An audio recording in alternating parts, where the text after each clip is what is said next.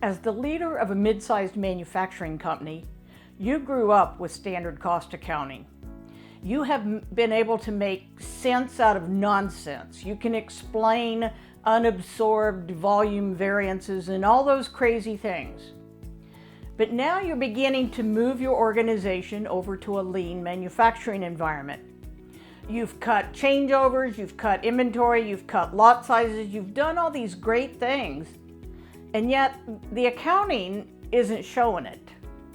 It's like you can see it, you can feel it, but the accounting group is telling you it's not real. Well, it is very real.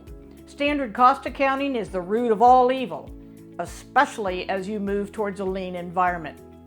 I'm going to help you understand why that is and help you learn how to begin the transition over to lean accounting from your own standpoint, if not someone else's.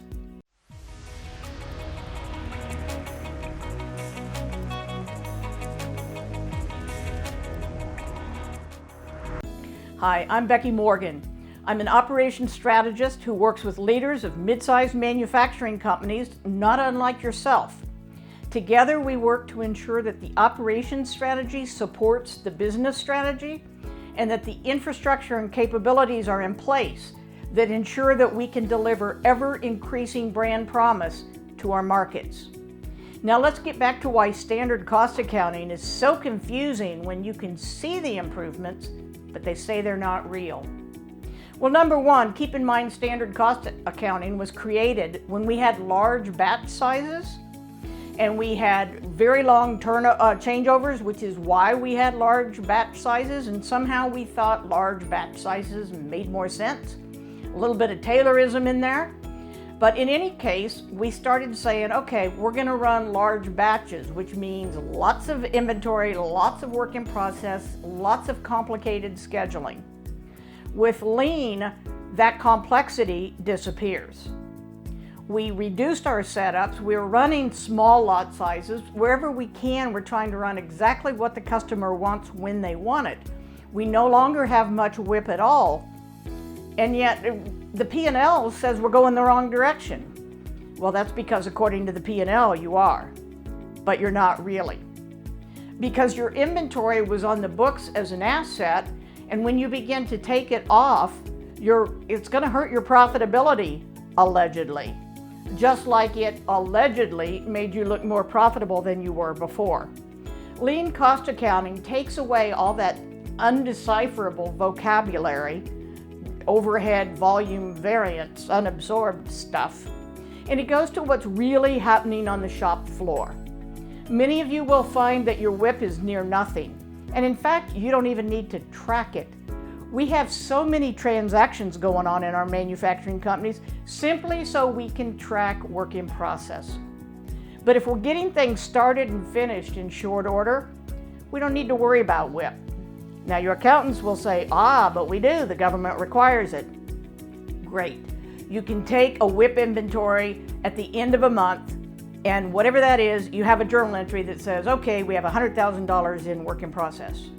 And at the end of the next month, if you say, well, I think we have a little bit more, maybe 10% more, then do a journal entry to add the $10,000. You don't need hundreds and thousands of transactions to track what is malarkey. Don't worry about it. Everything I'm telling you is completely doable.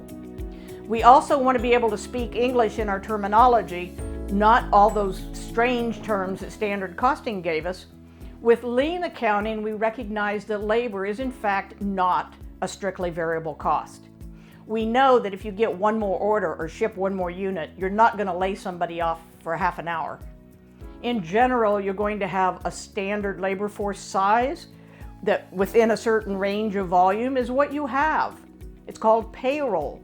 So we expense it instead of putting it into inventory. Now, yes, if you have finished good inventory, you're going to have to put some number in there, and you can do that. It's easy. It's just like WIP. It's a journal entry. It's not a big deal. But as you move to lean, if you don't change the way you're tracking and recording the value of inventory, then your financials make you look bad. It makes you look like the wrong things are happening when you know they're not.